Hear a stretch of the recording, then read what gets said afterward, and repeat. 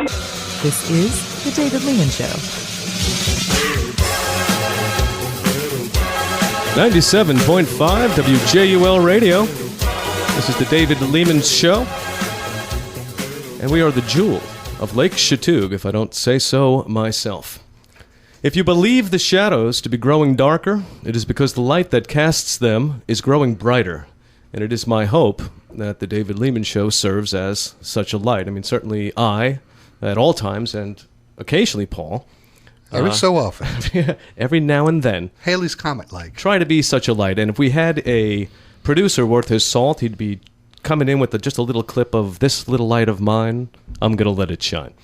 So when we collectively scratch our heads at the counterproductive and downright counterintuitive actions taken by the elites, there is at least some understanding as to why they're, forcing us to grab our collective ankles. But first, before we get moving with all the news of the day and certainly some, what I like to consider interesting perspective on it, we've got kind of a little mix from a little change up from last week. Last week we had dread lines, but this time I think I'd like to go with shred lines because they're just kind of these things that they're interesting and humorous. And once we're done with them, we just kind of chop them up, throw them away. Food for thoughts. The first would be the highfalutin Vladimir Putin, in a meeting with Western European dignitaries, had this to say: the West is on the decline. Really? You think? Now there's a man with an uncanny grasp of the obvious. Now he goes on to say, we are seeing attempts by individual players in the international community to keep the influence they are used to, by which our partners often use unilateral actions that contradict international law. Who does he mean, do you think, by I couldn't even begin to fathom who he's having trouble with. And if there's ever been a stickler for international law, Lord knows Mr. Putin is that stickler. You're darned. If there's Putin going on in your crib, you get that guy out. You don't make him leader of the unfree world, crying out loud. Shred line number 2. This from The Onion. God, I really like The Onion. It says, George Zimmerman not going to let one bad experience deter him from neighborhood watch responsibilities. He remained firmly committed to community safety and has no intention of letting a single unpleasant episode prevent him from fulfilling his regular neighborhood watch duties. Dave, I think he's going to live in the safest neighborhood in America if anybody knows he's there. I would imagine he'd have to change his name, wouldn't he? Well, I think people wouldn't mess with him, but the family, I think, would probably have reason to be concerned. So, he probably will have to get a face makeover, CIA new identity. Maybe he could switch faces with somebody. Remember that, I think it was Face Off with, right? He pulls the face and John Travolta. Travolta, yes. Yeah. And finally, an intoxicated man barricaded himself in a hotel room in North Carolina, threatening to shoot at police and demanding a snack, pizza, and a wife, Paris Hilton. The 61-year-old lover of Paris and pizza didn't quite get his wish. Instead, he received pepper spray and a chaperoned trip to the pokey. A fate, by the way, far better for him than the one he sought for himself, being betrothed to Paris, the intellectual giant. Yeah, I think that being naked and threatening police with shooting them, I hope it wasn't a concealed weapon. He actually wanted to marry Paris Hilton. Shoot a little higher, my friend. Poor baby. WJUL Radio, this is 97.5 if you're just joining us. And listeners, it's time to get some. Now, nothing in Washington, and I believe it was Ayn Rand that said, nothing in Washington happens by accident, nothing. These guys scoured the landscape, enlisting prodigies from basically every aspect of human endeavor that there is. They find the absolute best and brightest, and the best and brightest are the ones that are working for our imperial federal government. Now, no, don't look at me that way. I don't have a crystal ball. I can't predict the future necessarily, but what I can do is I spend a lot of time reading this stuff. I feel just kind of sort of plugged in, and I tend not to focus on little details, but see maybe perhaps more of trends out there. And here's one I say. You might agree or disagree. We shall see. So it's not the people that are working for the government, it's not the ones that you see, it's the ones that you don't see. So if you look at the directives and they seemingly make not a lick of sense, it's on purpose. It is deliberate. I can probably, let me just come up with an example or two. It simply means that, contrary to our beliefs, that the folks out there actually have the country's best interest at heart, but the reality is that they do not. They have their best interest at heart, and in many cases follow orders if they care to keep the power that they have. If you're a congressman, Paul, bunking this system will result in that amusing old phrase of "Don't let the door hit you, where the good Lord split you." You're going to be out, so you gotta go by the playbook. And who delivers those orders? That's going to be addressed in future iterations of the David Lehman Show, I can promise you. But for today, I believe that there is at least some peace to be found in understanding the reasons and the method they move our country inexorably toward totalitarianism. Would you agree that's the way we're moving, Paul? Dave, I mean, the longer that we've known each other, and I've always been the one that has more faith in what's going to happen with all the things that happen, especially this week with just the new level of corruption, in-your-face corruption. Is it new, or is it that we're that corruption is darkness? Are we shining a light? Collectively, people out there shining a light so that it's able to be seen more. Yes, there's always been corruption. There's always been. But I think bold-faced, just like with President Obama, doing these executive orders, taking the work requirement out of welfare, deciding not to. Let me jump in. Did you see the image of Bill and Hillary when they got the news? Someone took a little snapshot. No, I have not seen that. They were not happy. Yeah, well, that was his signature legislation, right. Even though he vetoed it a few times. But finally, after being forced and knowing that he was going to lose his election, he made that decision, and it was one of the best things of his administration that he did. So it wasn't the executive, the presidential pardon to pardon Mark Rich? That wasn't. Yeah, that was a far cry from that. Yes, I believe it was Denise Rich. Yeah, she just renounced her citizenship. Did she not? Yeah, she sure did. You know why? Her money. Because the liberals want her money. Her friends want her money. Not only the liberals, the conservatives do as well. Yes, there are big spending Republicans out there, and I will go after them tooth and nail as well. Well, I look forward to hearing about your first one. You go on. For example, Paul, talking about things that are counterintuitive and make no sense. Do you think it's feasible or even possible to spend one's way out of debt? Only in government with normal thinking, sentient beings. Now, that's exactly what the playbook has us doing. And remember, we opened with nothing in Washington happens by accident. Yeah, I believe he is. President Obama is trying to spend our way into oblivion to force a complete, breakdown of the social services so people go clamoring. He is creating an underclass. What is the end game? Dependency. Toward what end? Well, I guess if your original premise of totalitarianism, I think of it more of fascism. Nobody brings that one up too much. But isn't that when government allows private property, but they control the means of production? But they control it, right? And that's what people call him a socialist. I more see of it as fascism, not totalitarianism. We have a representative democracy here. We'll always have elections. So we used to, and I believe our elections count less and less with the voting machines. I'm certainly not in favor of having electronic votes, which could, anything that's been done electronically has been hacked or leaked. Everything. Right, and I think any close election, that stuff could work marvelously, and that's what we have to guard against. And of course, when it comes to, dead people on the voter rolls, even allow, I know it's bad to say, but people have to be reminded. For federal elections, there's nothing in the Constitution that guarantees that.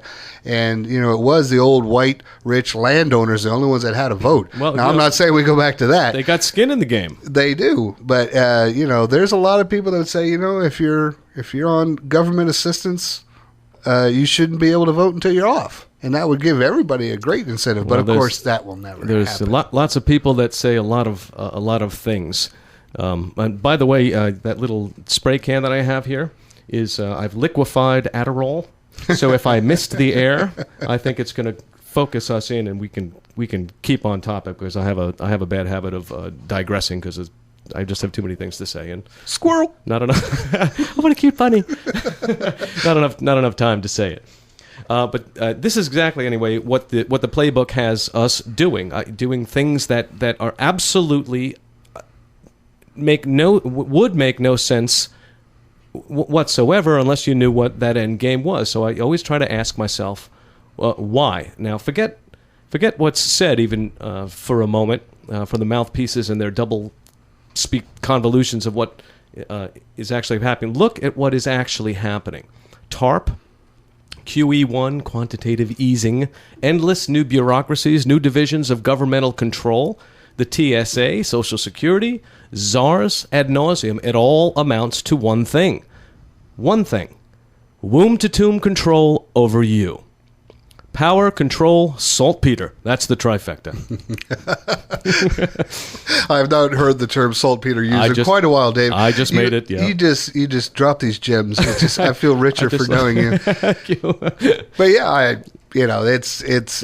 they definitely want, that's the dependency side that I'm talking about. Right. Is that as long as you have to depend on people via the government, you will always have their vote, and unions will be that money laundering scheme where they, give money out of Congress that goes towards these entities, and then that money gets filtered out, and then they get campaign contributions. So you're absolutely right. They definitely want a dependent class and have people worry about where their next paycheck is coming from.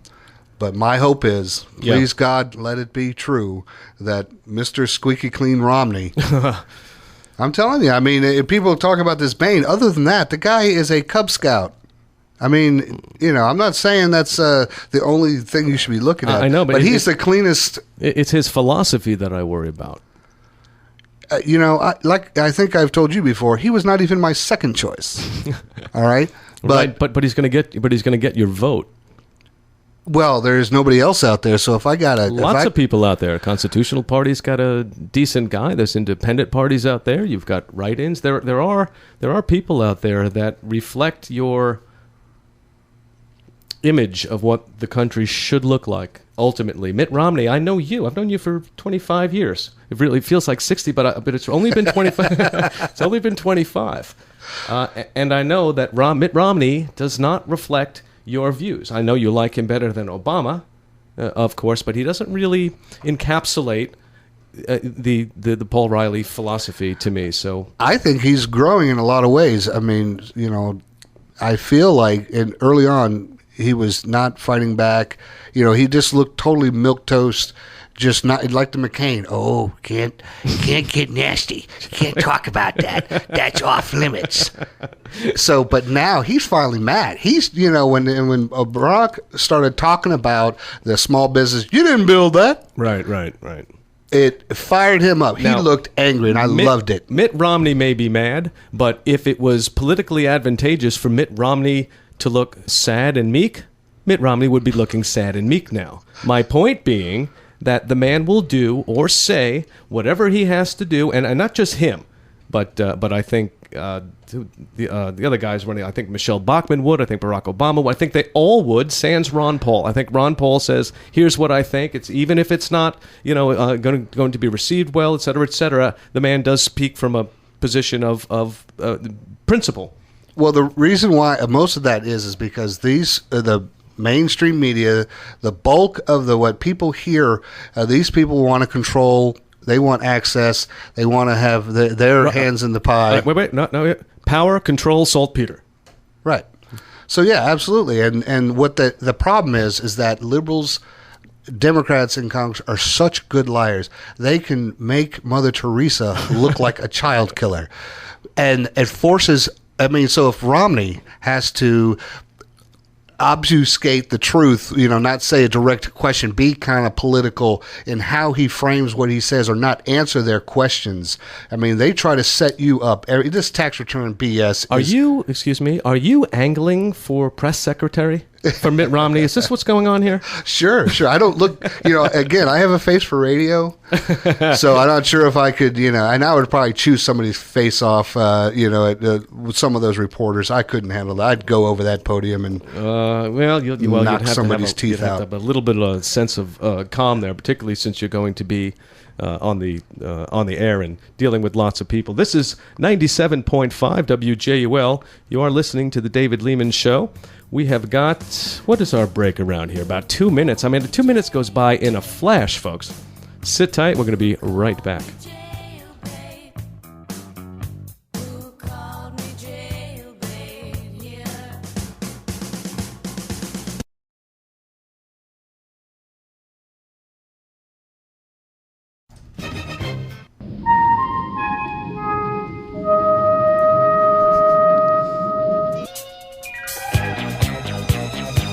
WJUL, somebody please dust off my Capizios. I'll cut a little rug in here today. Welcome back, 97.5 WJUL Radio. And Paul, lay it on us. What were we chatting about, big guy? Well, before the break, you and I were having this dissertation on the inexorable slide towards totalitarianism. Easy for you to say. I know, exactly. Tongue-tied. Toy boat. But, I was more of the going along the fascist model. But I guess they're both two sisters, homely and ugly. Oh, either one either is way, not pretty. Right. There are other people that say, my dad is a big proponent of, we live in a plutocracy, David. Obviously where money rules. Of course, I think plutocracy's been around since the dawn of time. It's the golden rule, of course. He who's got the gold rules. So, power, control. The justification, not even that they need it, is from people who purport to know better how you should live than you do. They know better how to spend your money than you do. They dictate social engineering projects through political correctness to, augment your behavior, to augment your speech. And they scoop up your children at the earliest possible juncture. I think through ominous threats, not necessarily direct ones, but defacts, mandatory vaccination, many of which, by the way, are unnecessary. There's a whole big pertussis, whooping cough thing coming around. And the most insidious of all, public education. Now, one reason that there are local and state governments is to ensure that people have a voice where it is that they live. It is far different to appeal to a federal agent who has never seen you and doesn't know you. It is hangers that clothe you and hangers that feed you, Paul. That's right. To a person that has never seen you and doesn't know you than it is to kind of bump into your local councilman who lives nearby and addresses everybody eye to eye. So as we watch with horror the doubling of our national debt, what are we at, 16 trillion or some ungodly number now? It's changing. I wait till next week. Isn't there a clock or a counter somewhere? You know what? We need to get a clock or a counter in here running so I can look at that. So remind me to stick on it. Well, we don't have enough digits in the normal clocks to cover all that. You're probably right. It's a lot of zeros on trillions. Also, there's a laissez-faire attitude by both parties. Remember, forget what it is they say and just watch the end result. Just whatever is going to happen about balancing a budget such that it never gets done. And the roadblocks being put in place to prevent your right to self-defense and the endless spin and lying to advance these dark motives. Is it any wonder that so many people abstain from getting involved in the political process? Yeah, there's an apathy, Dave. Absolutely, but I really think...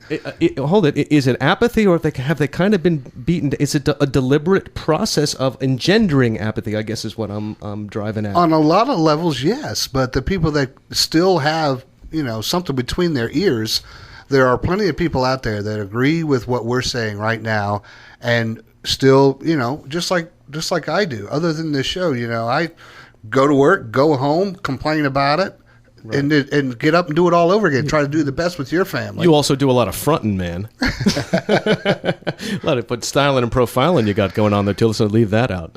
Yeah, I'll try to do that. I try to be a little more subtle, but yeah. Right. So there is. So you believe that in large part there is a deliberate effort to kind of sort of to make people so distracted, demoralize them almost, right? And they have so much else going on, and both parents they just don't necessarily have time to dig into what I would consider an absolute onslaught of criminal activity every single place we look, and nonsense. And it comes in from so many angles. Just at some point, and people are like, Jesus, I need a vacation. Get me out of here. Right. People don't want to think about all these things that are going wrong right now. This persistent unemployment. It's amazing how well they're keeping this together, and how the so-called independent voters are still hanging on to the theory that Barack just got handed a bad bill of goods. Will he, at the end of his 8 years, will they, if that were to happen, God forbid? You mean the George Bush excuse?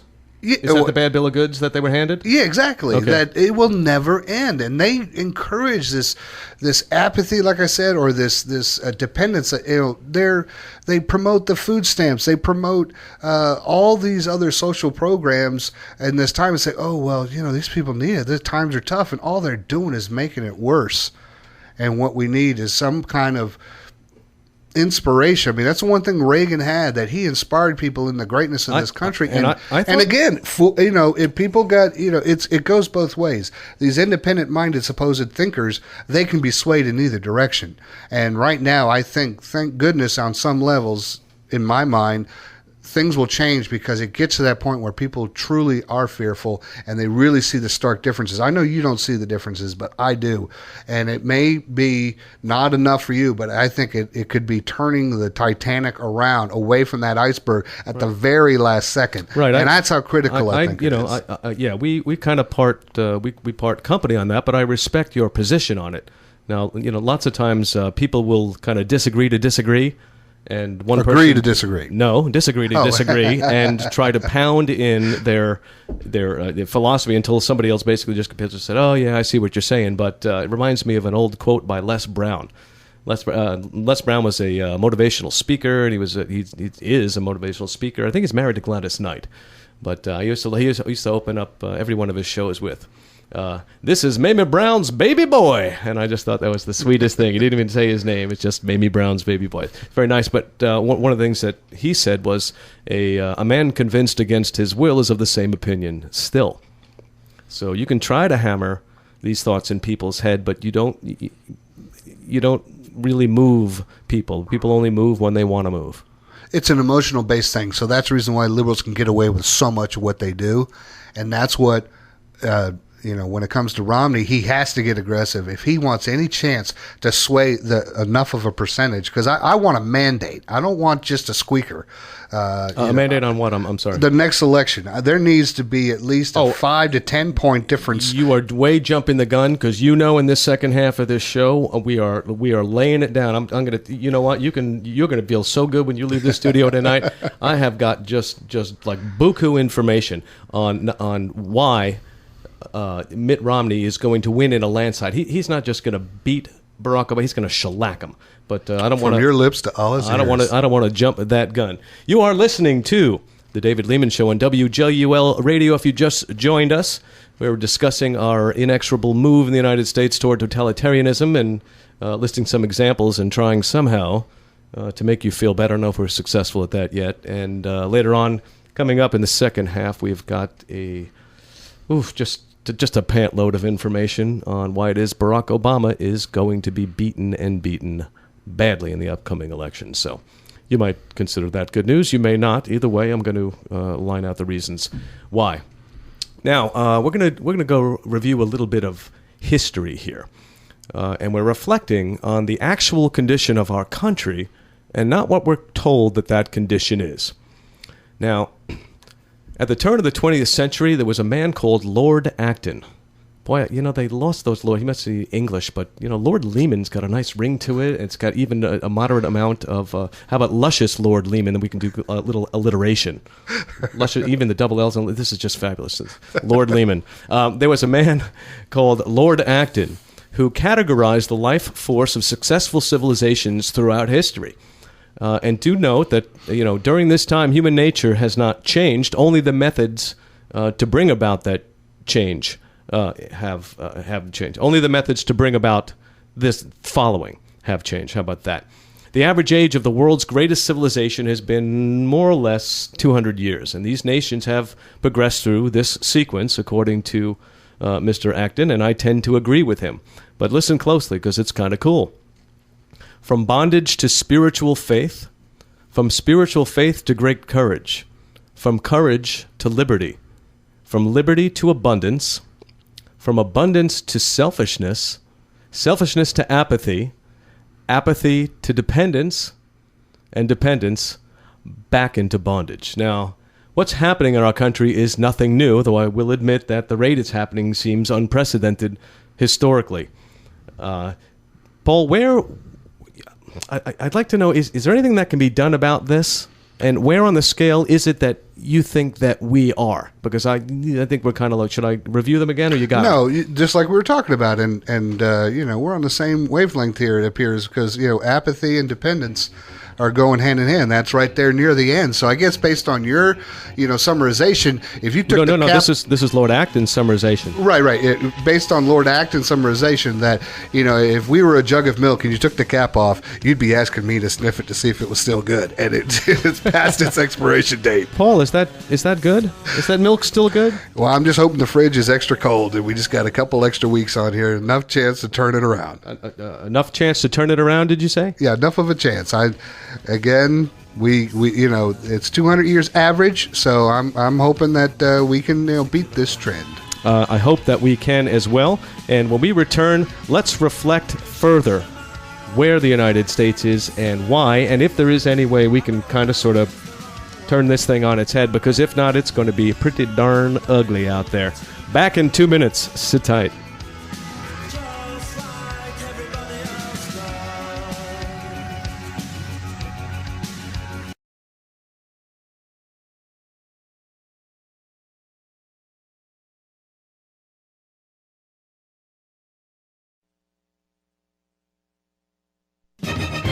And God bless us all, everyone. What did you say your name was?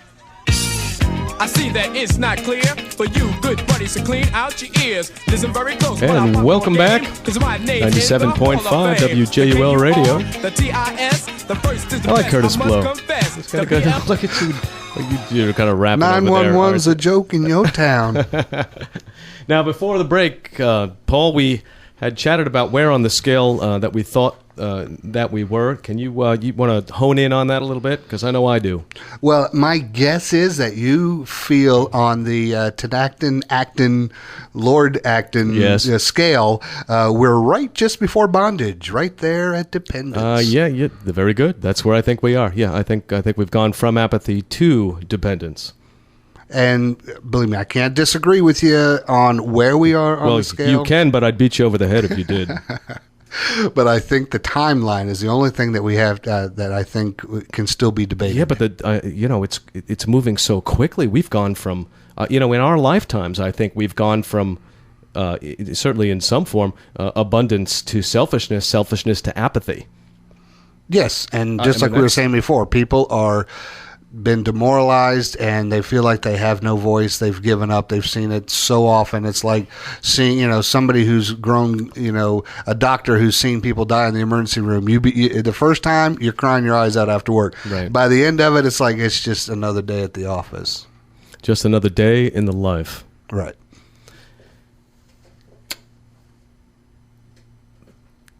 I can't wait any longer. We're going to have to get into why Barack Obama is going to lose and lose badly, at least the way Mr. Wayne Root sees it. Clearly, he breathes a sigh of relief that his folks didn't name him Rod. Rod Root. You got it. Now, and I think his breakdown is pretty good. I'm just kind of paraphrasing him and adding some other stuff in. But if you're a political strategist, you're going to look at sections of people. You don't look at individuals. Or if you're a leftist, you look at groups and not individuals. To go through, you kind of break down, who's trending in your favor, who's not trending in your favor, and as we've seen recently, isn't there a war on women or something going on I haven't heard about? That's what I've heard, and it's horrible, Dave. It's horrible. Is there a war on women going on? Well, of course not. But it's again, you're separating the herd, and they right. know that single mothers, need the government help, and they got to convince them. And the country club Republican women who, they're trying to take away our rights. We don't get paid as much as men do. All this stuff, and all these. People that still yearn for Oprah in the afternoons, they still buy into all of that. The glass ceiling, by the way, they had done a study. You won't hear this out to where, but if you look it up, you can find some justification. You know what? I need a website. I need to slap this stuff up there. We need some follow up. At any rate, what they found was that women that are working for men, getting a lower salary than the men working for the men, the salary was commensurate with women working for women. Wow. So it's not men keeping women's salaries down. Apparently, it's systemic. Cat fight. A lot of cat fights. I've heard that a lot. That women hate working for women. Wayne Root's article. This is kind of good news all the way around. It really puts in perspective the demographics, the voting blocks, and this is how again that the political strategists will ascertain their chances of winning or losing. So I think we should start with perhaps his best, strongest, most ardent supporters, which would be black voters. And Obama really has nowhere to go but down among this group. His endorsement of gay marriage has alienated many black church-going Christians. He might get 88% of their vote instead of like the 96 he got in 2008. This is not good news for Obama. Turnout is key. And Hispanic voters, Obama has nowhere to go down among this group. And particularly if Romney picks Rubio as the VP, the GOP may pick up an extra 10 to 15% of Hispanic voters, plus lock down Florida. This is not good for Obama. Jewish voters, Obama's been weak in his support of Israel, and Jewish voters care who's strong and who ain't for Israel.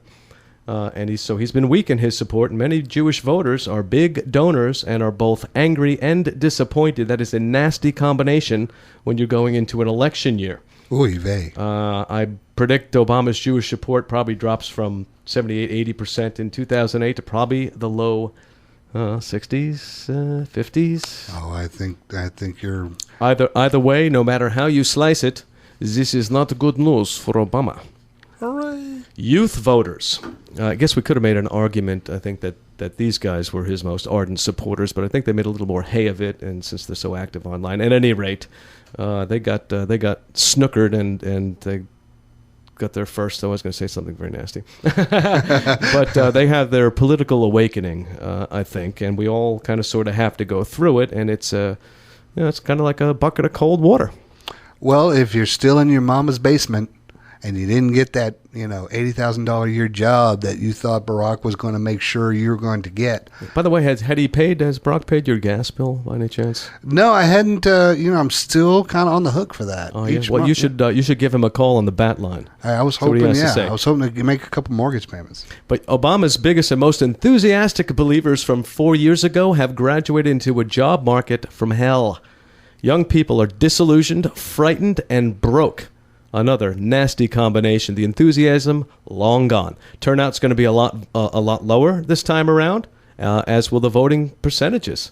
This is not good news for Obama. Catholic voters, Obama won a majority of Catholics in 2008. It's not going to happen again.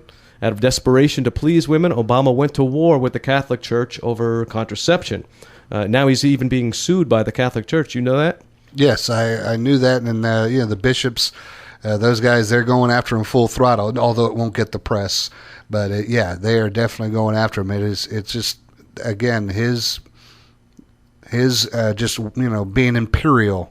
He thinks he's a king. He can do things at will. Didn't they say something about when Obama takes rule? Wasn't there a rule? Yeah, we'll be ready to rule from day one. Valerie Jarrett. Ooh, that sent a shiver down my spine, not up my leg. At any rate, with the Catholic voters, I believe the majority is lost there. And as I like to wrap up each of these little sections, this is not good news for Obama.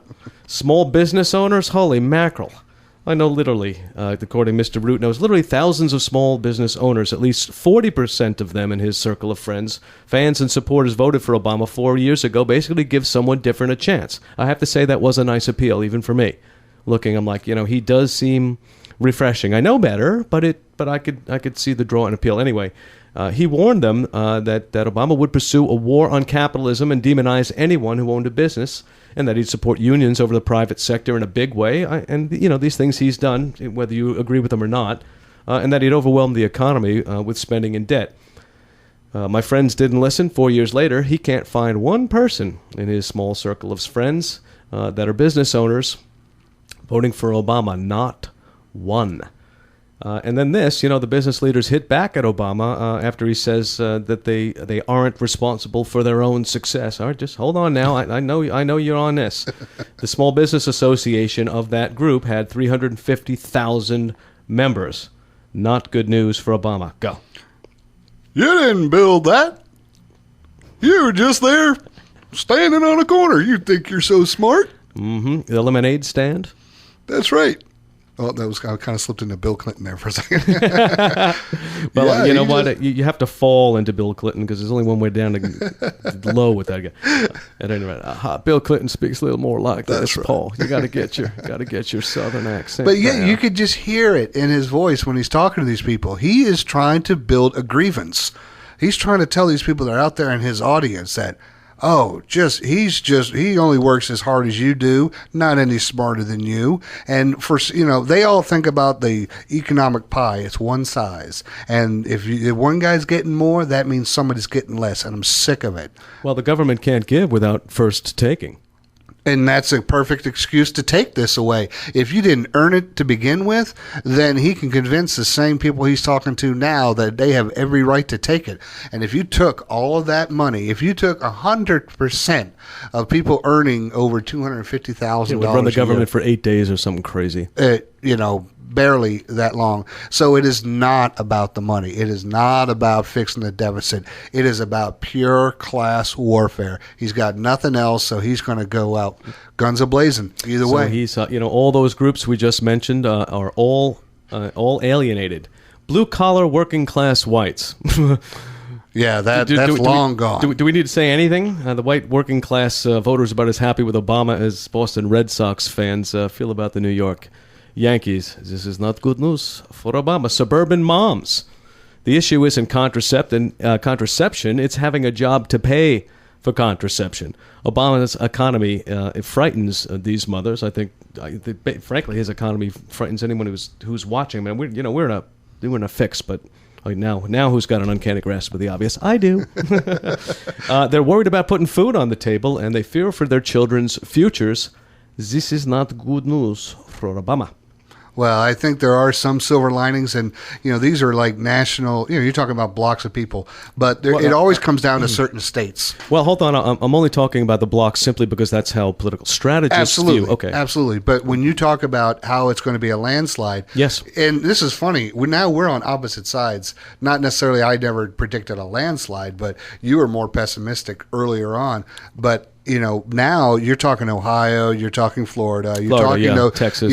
Most of those states have Republican governors, and most of those economies are doing better than the rest of the country, and therefore I didn't see that on ABC News. What are you talking about? Oh, I know. Well, you did hear it couldn't possibly that the shooter at the Colorado movie, the Batman premiere. This past Friday, that was horrible. Yeah, well, it's horrible, and also those guys there on ABC are trying to say, oh, well, it's the Tea Party. Yeah, try to. So again, but bottom line is though that because of Republican governors, those economies are doing marginally better than the rest of the country, and therefore those important states people might not be as upset and might not be driven to the polls as much, and that apathy might kick in, and that could make the difference if we're not careful. In the individual states. Right.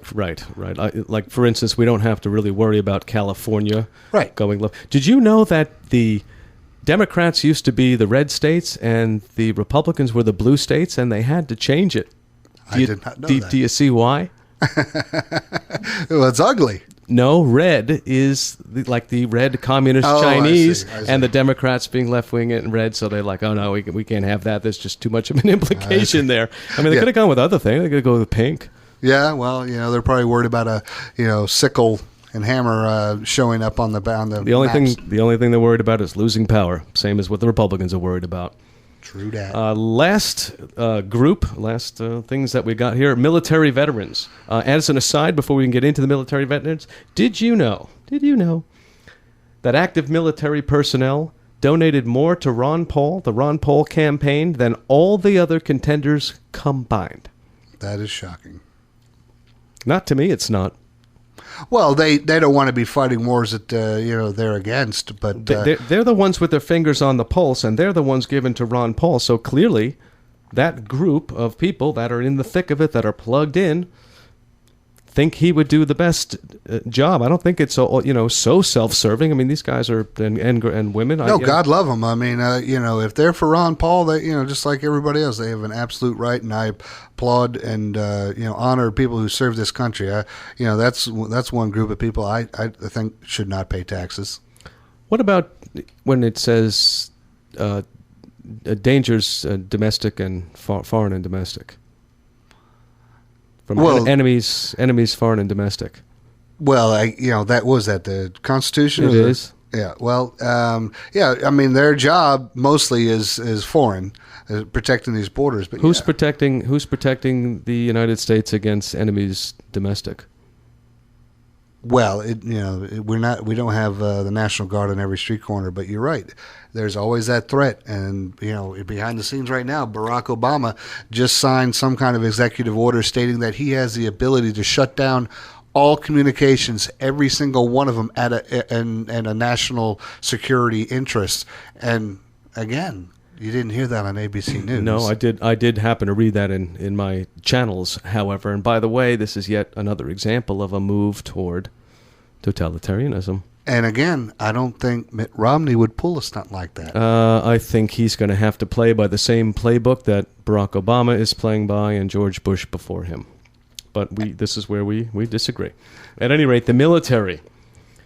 Poor Obama. I tell you what, if providing there isn't, don't feel too sorry for him. We'll save that. I don't really feel too sorry for him. But McCain won the military by like 10 points, which surprises me. I just thought the gap would have been bigger than 10 points. Romney, however, winning by 24 points. And the more our military got to see of the commander-in-chief, the more they disliked him. Ooh, shocker. And this is the last time I get to say this, so I'm going to make it a goodie. Ready? This is not good news for Obama. So all these things, with all my love and all my kissing, tell me, Mr. Riley, what it is I'd be missing. No, I think you're right on track. That is all great pieces of information, and I pray you are 100% true or 100% correct on this, because I am as scared as the next person, but I think I really am going to commit myself to have at least. You need to be committed. Yeah, I know, but when it comes to voting, I really want to do something this time. Like we were saying earlier about going to work, coming home, being in that caught in a vicious circle. I really want to find 3 other people to go in the car with me to go vote. I mean, that might be my Wow, you really commitment. You are motivated this election. Well, I'm not running for office. I wouldn't pass the background checks, but if it you wouldn't comes pass the front round checks either, man. yeah, we talked about earlier shows. I don't have a Facebook page for a reason. That's true, but you finally did take off those glasses. You referred to your rose-colored glasses in like 2 or 3 different different show instances. Did you know that? Yes. Well, and I referred to them the last time your glasses were mentioned. I had to refer to them as not seeing them. I don't see them anymore. Yes, it's they have come off, and it is. I've moved to Dave's under his influence, which isn't. Well, it's not. You have a high gravitational pull. Dave, oh well, thank you. Intellectually, I'm glad you're in my orbit. I'm just a little Neptune going around, and your mass is to be commended. Well, thank you, and I know I'm a fairly opinionated guy, No. I'm really only opinionated and kind of stridently opinionated on things that I kind of read about, that I'm plugged into, that I know about. I am happy to move position. I seriously am happy to move position if my way of thinking is not right, or how I arrived at it is erroneous. It really is, and I really do try to make it more about what's right rather than who's right. Well, I think the meeting here of the Mutual Admiration Society is going. That's mad. It's going, and I have to agree. Let me say for myself, like you said, I took off the rose-colored glasses to a large extent. I am still very faithful in how this will turn out, but that's only because I don't want to consider the alternative. Right. But I do feel like I've moved in a direction where it requires definitely more careful and thought. Nobody's got the moves like Riley. Maybe the moves like Jagger. No, nobody's got the moves right. So as we just kind of to go over that whole list, is there one major group of those, one major group in the country that Obama has gained since 2008? No, not a one. Yeah, and that's a beautiful thing, and rightfully so. I still can't believe it's as close as it supposedly is. Yeah, I can't buy it. I can't. But this is going to be a landslide, a la Reagan Carter. Oh, that would be so great. They're going to get, and that's the mandate pummeled. I want. That's the mandate I want, because it'll pummel. Hopefully, the Republicans will have a short window of time, just like the Democrats did. They did nothing with their time, and they didn't want to anyway. But now, if they the next cycle after that is 2 years for some other, seats coming up. Right. The heat will be on immediately, and people like you and I are going to be holding these people's feet to the fire. And I think that things can be changed rather quickly. What do they call it? The animal spirits in the markets, people are keeping their powder dry. And I guarantee you, if Romney wins, we'll be on a winning streak, at least for a short while. That'll be a shot in the arm, give people confidence. And then that's going to be the mandate that they can use to turn around a lot of this garbage that's been spewing out, including during Bush. He did a lot of spending. Well, you call it garbage, but if you remember in the first half, that garbage to me, and while it certainly is garbage, there's a reason that garbage is being delivered. Up is down, left is right, north is south, but there is a bigger reason. Again, those people that you don't see behind the scenes moving, there is a plan. The U.S. government hires the best and brightest people in basically everything there is. You would loathe the plan if you knew what it was. You would hate it, of course, because it basically means robbing you of your freedom, which most of all the plans mean. Just one more point. We're getting a little short on time. The disenfranchised voters. If Obama's going to lose in a landslide, providing something huge doesn't happen. The October surprise is probably going to be war with Iran. Yeah, shocker. Or if Ron Paul runs third party, it would be a siphon. A la Ross Perot. What do you think? Well, if your boy does that, I will be so angry with him. Why? Wait, I didn't mean why. I mean, if Ron Paul knew that you would be angry with him, I think that he might just bow out for that reason alone. Oh, well, I hope it works. Yeah, I'll keep talking like this if it'll stop it. Boy, you are really serious. You're going to drive people to the voting booth this year. You're going to get at least 3 people in the car with you. That's right. They're going to go in. They say, oh, yeah, I'll be happy to vote for Mitt Romney. They're going to get in the car. They're going to pull that lever for Barack Obama. No, I'm going to watch him. I'll be standing over their shoulder. I think they're going to let you. I'll be a totalitarianist. Yeah, really, you're going to have to be looking over the whole thing. Those disenfranchised voters, though, Ron Paul runs third party.